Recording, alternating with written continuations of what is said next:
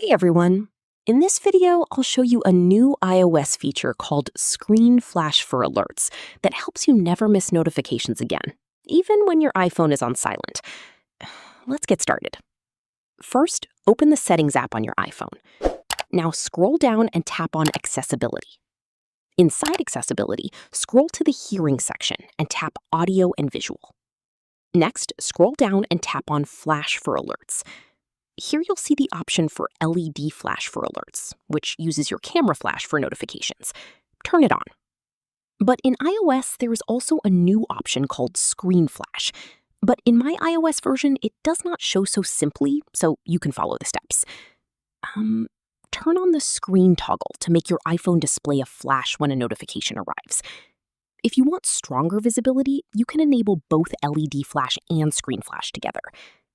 Once enabled, every time you get a notification, your iPhone screen will briefly flash and grab your attention instantly. This is especially useful when your phone is on silent or placed face up on a desk. And that's it. You've successfully enabled screen flash notifications on iPhone iOS. If this video helped you, don't forget to like and subscribe for more iPhone accessibility tips and iOS updates.